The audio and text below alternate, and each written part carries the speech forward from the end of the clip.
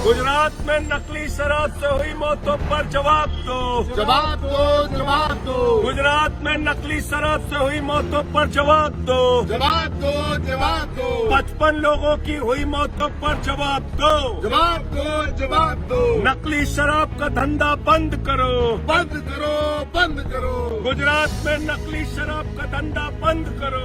बंद करो, बंद करो, गुजरात में नकली शराब से हुई मौतों पर जवाब दो।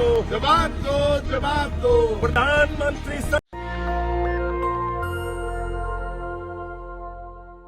नमस्कार, मैं निधि रतन, आप देख रहे हैं नेशनल दस्तक तस्वीर भारत की। सच कहना अगर बगावत है तो हम बागी हैं। पिछले कुछ दिनों से जिस तरीके से विपक्ष के नेताओं को संसद से निष्कासित किया जा रहा है वो बहुत ही ज़्यादा शर्मनाक है। मानवाधिकारों के खिलाफ है, इस संविधान के खिलाफ है, इस देश की डेमोक्रेसी के खिलाफ है। जो सरकार से सवाल करेगा वो संसद के बाहर जाएगा या फिर जेल की सलाखों के पीछे जाएगा। जिस तरीके से भारतीय जनता पार्टी ने पहले नामों को बैन किया कि मोदी जी के खिलाफ आप किन शब्दों को इस्तेमाल नहीं कर सकते। यह है भारतीय जनता पार्टी की न्याय प्रक्रिया। अब हद हो गई है कि भारतीय जनता पार्टी अब उन नेताओं को संसद से बाहर कर रही है जो बीजेपी का विरोध कर रहे हैं, जो भारतीय जनता पार्टी की खोखली नीतियों को एक्सपोज कर रहे हैं। पिछले कुछ दिनों से धरना प्रदर्शन कर रहे हैं आम आदमी पार्टी के सांसद संजय सिंह लगातार सरकार से सवाल करते हैं और सरकार की एजेंडा जो है उसकी पोल खोलते नजर आते हैं।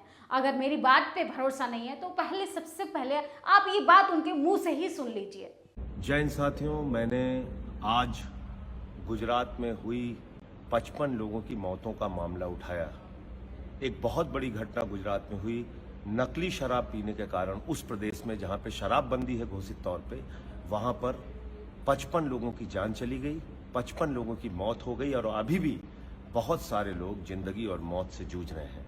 मैंने उनका मुद्दा सदन के अंदर उठाया, राज्यसभा में कल भी आवाज उठाई, आज 267 के तहत नोटिस दिया।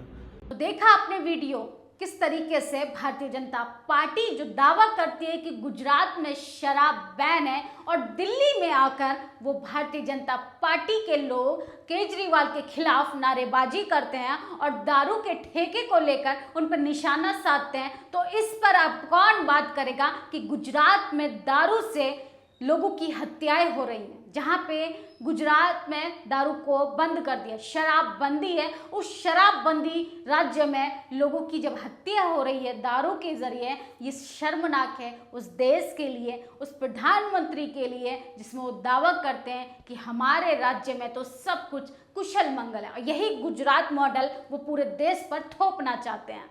किस तरीके से वो गुजरात मॉडल का एक तरफ तो रोना रोते हैं, दूसरी ओर उसी गुजरात मॉडल में किस तरीके से उनका विकास दम तोड़ रहा है वो बहुत ही ज्यादा शर्मनाक है। संसद परिसर में धरने की दूसरी रात गुजरात में जहरीली शराब से हुई 75 मौतों का जवाब कौन देगा। अब मोदी जी के पास ना किसानों के मरने का आंकड़ा है, कोरोना में मरे मरीजों का आंकड़ा है, और ना ही अब 75 लोगों से भी अधिक मौतें हो रही हैं गुजरात में शराब के कारण। इसका भी उनके पास कोई डेटा नहीं है, लेकिन डेटा है जेएनयू में पढ़ रहे बच्चों के कॉन्डोम का वो डेटा रखते हैं। लेकिन विकास पर अगर उनसे कोई बात कर दे, विकास उनका 8 साल बेमिसाल पे कोई बात कर दे तो वो बौखला जाते हैं, वो तांडव करने लगते हैं। यही हो रहा है भारतीय जनता पार्टी के राम राज्य में। किस तरीके से 75 से भी ज़्यादा लोग मर गए हैं शराब पीने के कारण।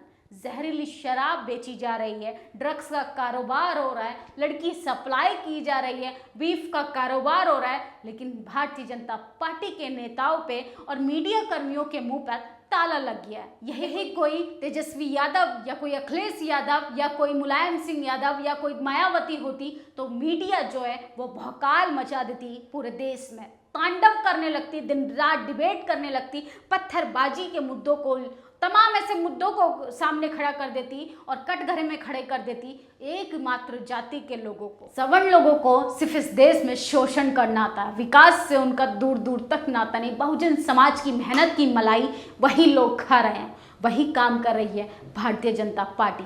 सोचिए 75 से भी ज़्यादा लोगों की मौतें हो चुकी हैं जहरीली शराब के कारण गुजरात में। और दिल्ली में आके यही हिपोक्रेसी लोग, यही भारतीय जनता पार्टी के दोगले लोग यहाँ पे धरना प्रदर्शन करते हैं केजरीवाल के खिलाफ कि युवाओं को शराब के नशे में डुबाया जा रहा है, पूरी दिल्ली को शराब के नशे में डुबो दिया है। इस तरीके से वो स्टेटमेंट देते हैं, इस तरीके से वो भाषणबाजी करते हैं। अब कौन बात करेगा गुजरात मॉडल पे?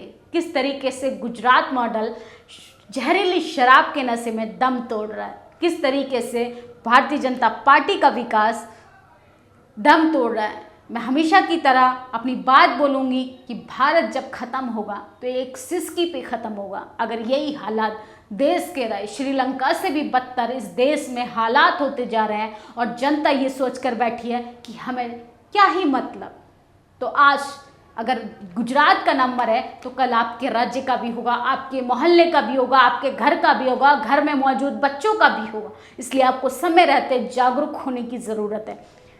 मोदी सरकार को गुजरात में जहरीली शराब से हुई मौतों का जवाब देना होगा। मुख्यमंत्री इस्तीफा दें और इस पूरे प्रकरण को निष्पक्ष जांच हो। ये है भारतीय जनता पार्टी का विकास। अभी भी सदन के अंदर गुजरात में जहरीली शराब से हुई मौतों का मुद्दा उठाने के लिए डटे हैं आम आदमी और तमाम विपक्ष के नेता।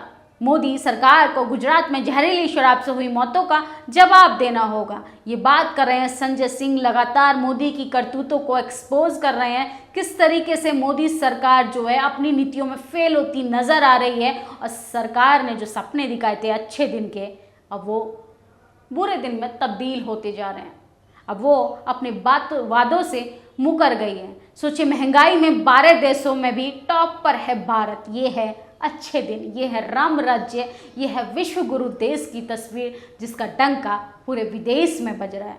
हमारे नरेंद्र मोदी 56 इंच का सीना चौड़ा कर कर कहते हैं कि भारत तरक्की कर रहा है। असल में भारत दम तोड़ता नजर आ रहा है। आपकी इस वीडियो पर क्या प्रतिक्रिया है आप मुझे कमेंट बॉक्स में ज़रूर बताएं। और आप ये अगर ये वीडियो किसी राज्य से देख रहे हैं तो आप मुझे कमेंट बॉक्स में ये भी बताएं कि क्या आपके राज्य में शराब बंद हुई या भारतीय जनता पार्टी सिर्फ खोखले वादे कर रही है। उनके राज्यों, अपने राज्यों में शराब बेच रही है और देश की राजधानी में आके वो विपक्ष के नेताओं के खिलाफ रोना रो रही है कि शराब के नशे में पूरी राजधानी डूब गया।